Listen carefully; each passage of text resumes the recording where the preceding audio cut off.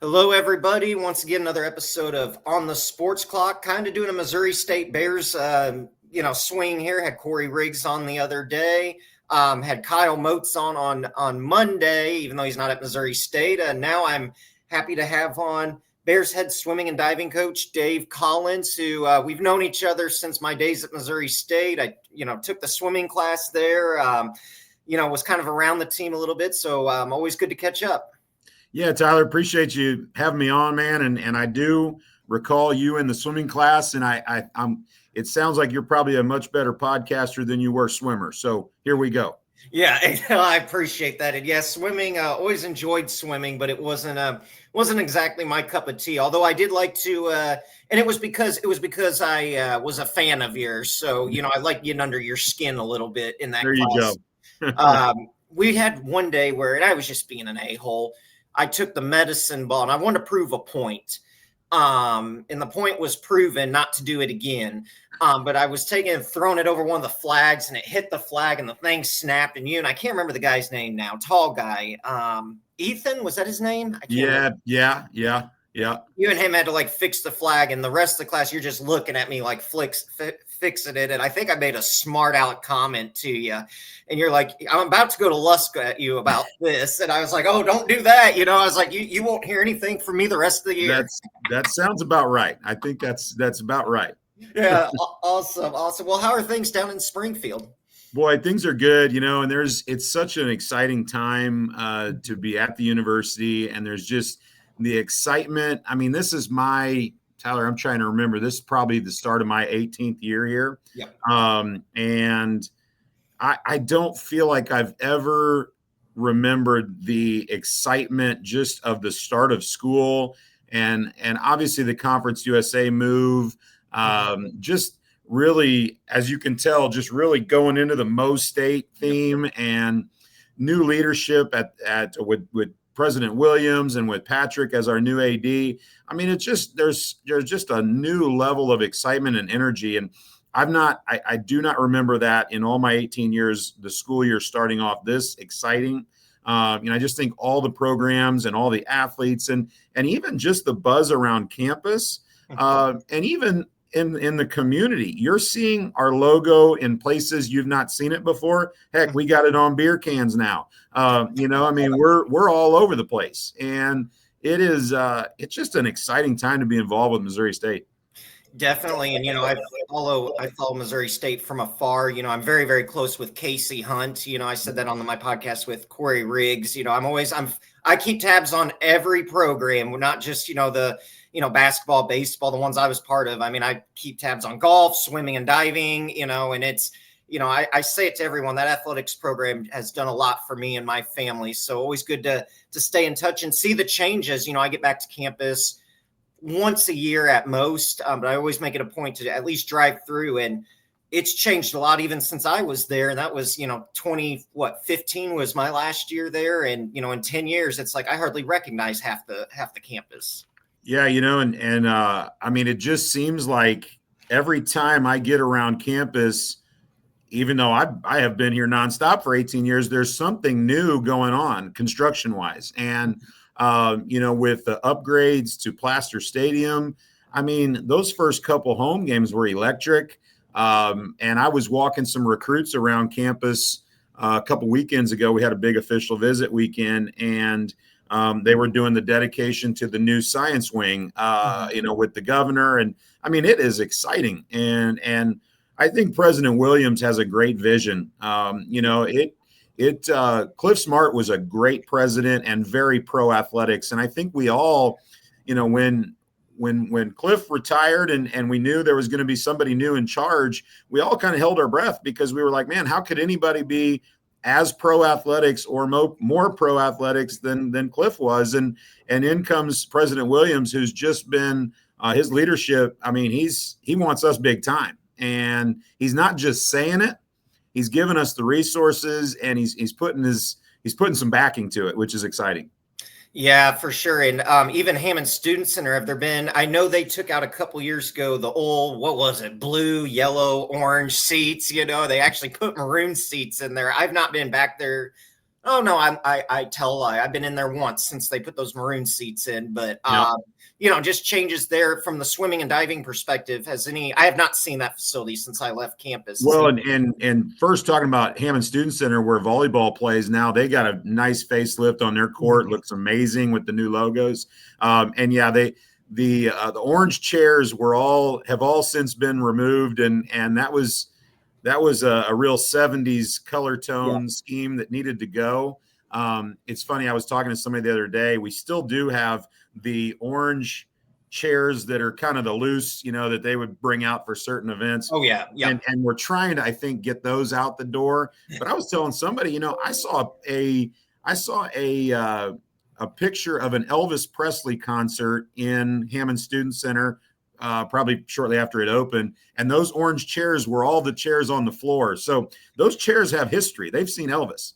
Yeah, for sure. And I know Ronald Reagan. I think James, one of the maintenance guys there. He's retired now, from what I've heard. But he was telling me where men's basketball, where we had the old locker room was, which we had, I think, my first 2 years. Then we moved into the locker rooms in JQH, or Great Southern, whatever the hell they call it now. Right.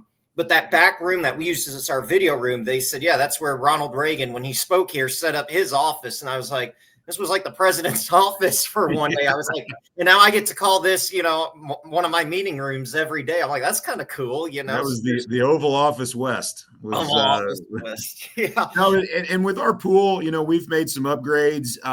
We haven't changed the design of the pool itself, but we have, we've upgraded the bleacher seating. We've upgraded the sound system. We've now got a LED video board, which is great. It enhances the experience at a swim meet. We've got new starting blocks. We actually just this week put in some new backstroke wedges that are kind of have come along recently with the NCAA. And so I will still say Hammond Student Center, our pool is a wonderful training environment. It's right here on campus. The kids, it's a 5-minute walk. And it is an electric meet atmosphere. It's tight. I mean, we did a sellout 2 years ago when we had Mizzou come in town. I said we didn't know what our max capacity was. And so I said, let's max this thing out and see how many people we can get. We gave away everything under the sun.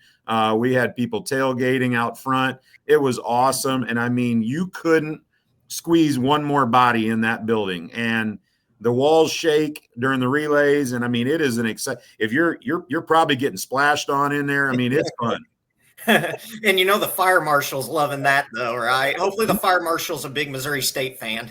We didn't invite him on purpose. I think we'd have gotten shut down that day for sure. Yeah, no, that's awesome. And like I said, glad to see. I know 2019, 2020, you all have had some good years, but I know 2019, 2020 stick out in particular. I think I read earlier, that was like the 4th straight championship on, I don't want to confuse for the women. For the women. Yeah. We have the tradition and history, and I would be remiss by not saying that I came into Missouri State at a wonderful time. Coach Steck, Jack Steck was the head coach here, longtime head coach. Yep. He hired me with zero experience. I had 1 year of high school coaching at Parkview, and we were terrible. And so the fact that he took a chance at me as a very young, unproven coach. Now, albeit he was desperate because his assistant had left in August, and about 2 weeks before school started, I think I just happened to be in the right place at the right time. But he mentored me through 4 years and really gave me a lot of opportunity to make a lot of decisions. And he knew he was on the backside of his career. And so, I mean, I was writing workouts, I was recruiting, I was going to budget meetings. He didn't want to go to that stuff anymore. He said, oh, you go figure it out. So he really gave me the reins those last couple of years. And so I felt really prepared going into being a very young, I think I was a head coach at 27. And, but the history was there. And so my job coming in was to take that that history and tradition of success and continue trying to elevate. So, we're very proud of what we've done here. There's a great history of success, but each year we celebrate the history and the success, but I also make sure to let our teams know that was previous year's success, and now it's time for them to write their chapter. So, it's just it's a blessing to be here, a blessing to be the coach, and yeah, our women's team has had a real history of success, and we're really proud of that. Yeah, for sure. And just kind of curious here, where are some of the, we were talking earlier about some of the moves I've made, which, has been a lot of them. And you were like, you're living in all these places that have like strong swimming history. And I'd like to say I lived in some pretty cool places, but in terms of like team travel, where some of the coolest places you all have gotten to go, either from a swimming perspective or like facility wise, or just, I know it's a business trip, Sure. but places you've gotten to go where it's like, that's Well, we do. We've gotten to travel. Swimming has taken me a lot of places and taken our team a lot of places. I think probably the number one spot, and we can come back to it, but getting to go to the Rio Olympics as a coach, I was the head coach of the Latvian Olympic team in 2016. So getting to spend 14 days in the Olympic Village in Rio was just, that's an experience that you dream about. It's when you get into swimming, the biggest stage, that's our Super Bowl, that's our NBA championships, that's the Olympics is the top. So being able to be there and be a part of it and have an athlete there that I was preparing, gosh, I owe swimming a lot for getting to have that opportunity. But on top of that, just I think, being on the bus with the group. We've been to Notre Dame multiple times. We've been to Northwestern in Chicago. We won a meet there, which was huge one year. Been to Miami, Florida with the team. Been to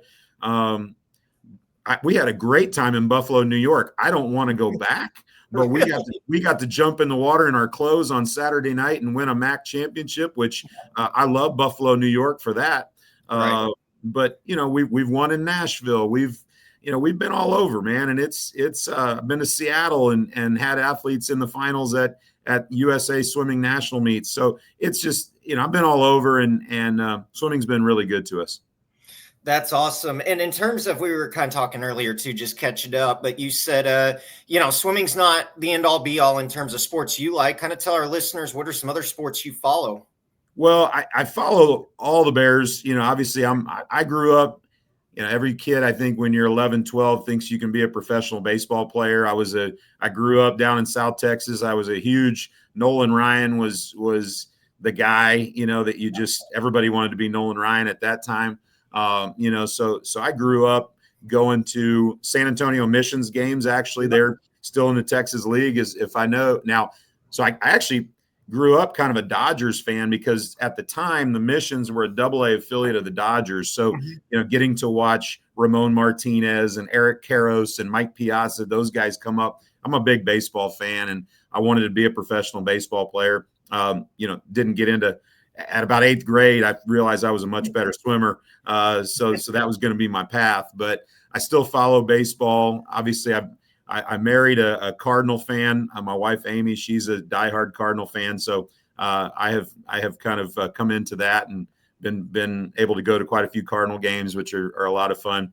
My biggest team though is probably Texas A&M football. That's my dad went to school there. As far as back as I remember, we planned meals around the Aggies, and it's been a tough team to be a fan of. We go up and down. Right now we're up, but boy, I just kind of bite my lip and hope we can hang on because but that's my squad. I mean, I follow the Aggies pretty close. That's awesome. And Bobby Petrino was there a year, who, was there at Missouri State for 2 years. Well, obviously you were there, and it was, I don't want to say a weird route. I don't want to speak, but he went to UNLV for like 1 or 2 weeks and then ended up at A&M. And it's, so I don't know if that was kind of cool for you or how, because I assume you knew Bobby, pretty well, being in the same athletic department. Yeah, yeah. Having met Coach Petrino, and obviously you don't have to you don't have to know him personally to know his success with Yeah. offense, and it has worked about every place he's been. So yeah, when he took the Aggie job, I'm thinking this couldn't be better, right? We've got at the Right. time it was Jimbo Fisher and Bobby Petrino. I said now those are two personalities that I don't know, if they were going to match or not, but Yep. I was excited about what we were going to do on offense, but he wasn't there too long. So, Yeah.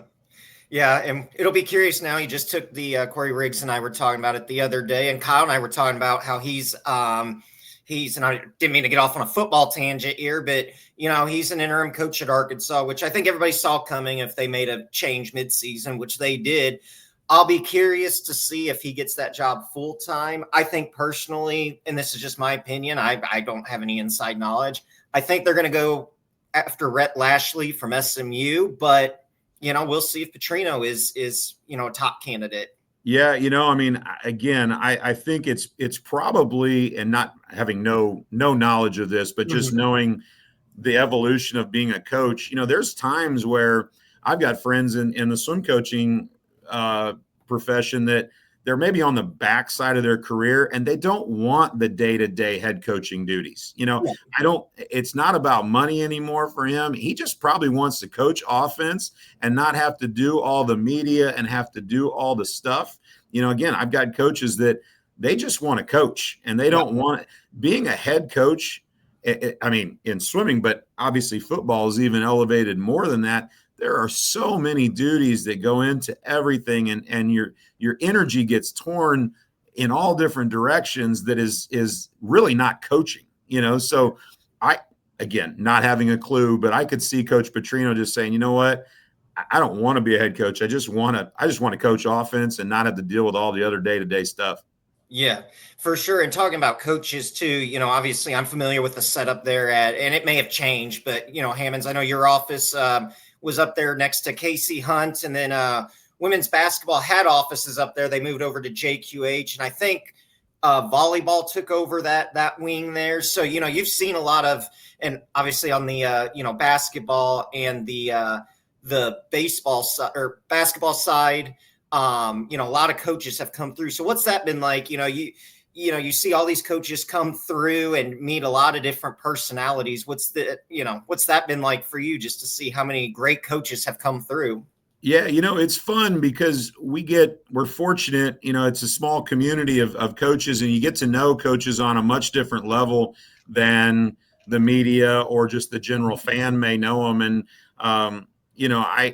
I got to know Coach Lusk real well. And I think there was times where he'd come in and shut the door and we'd just chat, about what it's like and just, I think for Coach Lusk, I think he was just a phenomenal coach. It just timing was maybe not great, and maybe some recruiting stuff maybe didn't pan out. But man, a guy knew how to coach. He knew how to be around athletes, and I think that it sure seems like he's doing well. And I think I messaged him a couple of years ago when they were in the tournament. Good luck, and so I really enjoyed Coach Lusk. Coach Ford was also really good to us, and Coach Martin on the front end. Got to know Coach Martin and his younger kids, and then they come back, and so that's been full circle. And I got to know Kelly Harper really well too. We both had young kids at the CDC here on campus. So our kids were basically in daycare kind of at the same time when she started here, and cool to see the success she's going to have at Mizzou. I think that's a great fit. And I'm always going to be a Kelly fan and her family. Absolutely, me too. I think the world of Kelly and John. And when I worked with him that last year, and then I went to Loyola Chicago, and I was torn, but at the advice of I wanted to live in Chicago. It all worked out great. I had an amazing opportunity, but it was hard coming back against Missouri State. And I remember texting John, just saying, I don't like this, like going against you all. I want to win, but I don't like it. And he's like, we've been through, and they just really took care of me. And the funny part is too how coaching comes full circle. So the assistants at Mizzou, Liza Fruent, I worked with, she was there. That was her freshman year, my last year there. Kinsey Williams, Kinsey Costas now we were same age. Yep. Michael Scruggs, who's an assistant. He was my roommate at Loyola. He was on staff Wow. my second year at Loyola. And then, of course, John's not on staff, but then Right. there's John, Kelly. And so it's like, wow, like basically the whole Mizzou staff, I think, except for one, I worked with at some point in my career. And it's Right. like to see them kind of, what happened at Tennessee. And, I think they kind of got hosed on that deal, but that's just me. But good to see him get back Well, on. and I mean, obviously, I think Kelly would tell you. I mean, she knew the standard. I mean, and that's an opportunity. It's kind of like Frost at Nebraska. I mean, it's when the golden player comes back. I mean, they know what they're getting into. She's a professional, just like Frost at Nebraska. I mean, you go back and you do the best you can. And I know that if she walked in that gym, they'd go nuts for her. I mean, she, again, my wife being a college basketball player, she looked up to Kelly Jolly at the time, so I think, it's just part of the profession. Absolutely. And talking about your season now coming up, how does this, obviously you all are just getting back to campus here over the last, month and a half now, which this year's flying by. I don't know about you, but it's definitely flying by and getting ready to start back up. What's the outlook look like for your all season? Yeah. So, it is, it's our season. We kind of, we move everybody in the dorms a couple days before the school starts. And then we get a couple weeks to ease into the season. So really after Labor Day weekend is kind of when we kick up into our full practice schedule. And we actually open up this weekend against Southern Illinois. So we're about a month into full schedule of practices, and we'll have the Salukis in here on Friday afternoon and Saturday morning to really kind of give us an idea of where we're at. I think, the interesting thing about swimming as opposed to other sports is really we're judged on what you do in 4 days in late February, early March. Right. So, what happens in early October, although, hey, I'm very competitive and this is an important meet against a conference team, it's more of an evaluation tool of what we're doing in training, and it allows us to see how our athletes are going to react in a race situation, right? And in that environment. So this is an opportunity for us to really evaluate what we've done up to this point and where we can adjust. And that's really what the swim season is all about, is these dual meets are just opportunities to evaluate your training. Everybody sets up their season a little bit differently. There's some teams that come out of the gates looking really, really good early. And then there's others that don't, and they peak at the right time, So I think there's going to be a lot of excitement because we have a lot of newcomers on our team. So there's some fresh faces that this will be their first meet as a Mo-State athlete, and home meets always are fun and exciting. We'll have a lot of parents in the stands. So, I think we're just excited to get started and see what we got. On the women's side, we've graduated a lot over the last couple of years. So, we are talking to our group about really who's going to be the next people to step up, right, and take an increased role. We've got a big junior class of ladies that have been fortunate enough to be able to, watch great upperclassmen, and so now it's their turn, right? And so that's going to be something that our coaching staff is exciting to watch and see how they react to, a heightened level of what their role is. So, and it's a great group of kids. It's just going to be, can they rise to the occasion, when it counts. On the men's side, we've got 9 new faces on a team of 22. So the transfer portal was really good to us.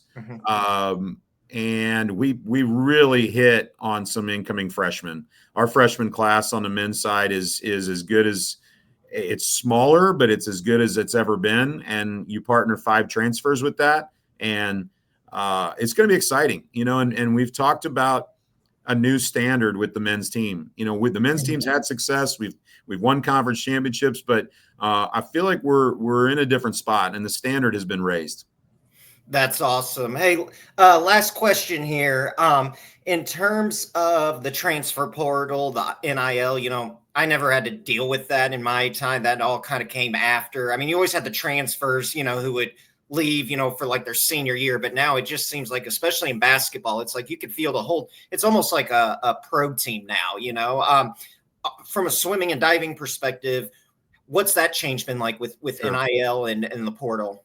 So NIL to start has really not, being that we're not a revenue generating sport, so to speak, right? I think we do bring in quite a revenue with having 50 plus athletes paying to go to school here. But NIL is not really something that's crept into our sport, and except for maybe at the very, very top. You're going to have some Americans that are Olympians that are going to have some NIL packages, but for the most part, that's not really something we're seeing. Now, the transfer portal, on the other hand, is active like it is in any other sport. Now, it has only really helped us. Right.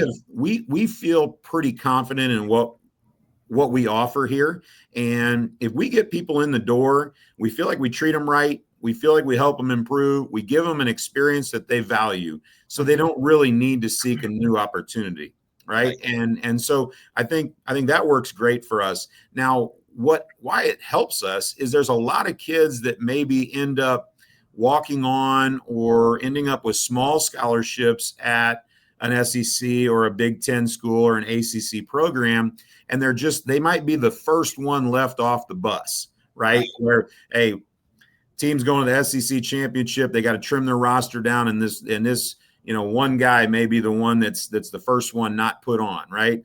Well, he can come in here and be a difference maker for us. And so we've had a lot of athletes transfer into us that maybe were they went, had an experience for a year or two, but weren't maybe able to be as impactful as they wanted to, and they come in here with a chip on their shoulder to prove. And it's been a really good model for us. So we've had guys come in that were conference champions, and I've got some guys on the team right now coming in that I'm excited to show. I'm excited to show college swimming what these 5 guys can do when given a chance. Absolutely. Well, hey, it's been great having you on. Hope to have you on again sometime soon. Best of luck this season. Tell everybody there I say hello. I think about everybody there that's still there from when I was there all the time. And you can ask Casey Hunt, and she'll tell you. I say this almost every podcast that involves Mo State. I blow her phone up a lot about the Bears. So, I just want you to know I appreciate all that Pro Athletics has done, and for me, and I keep tabs on it. So good. We appreciate your support, Tyler. We really do. And thanks for having me on. I'm always happy to jump back on and talk sports, buddy. Absolutely. Head swimming and diving coach at Missouri State, Dave Collins.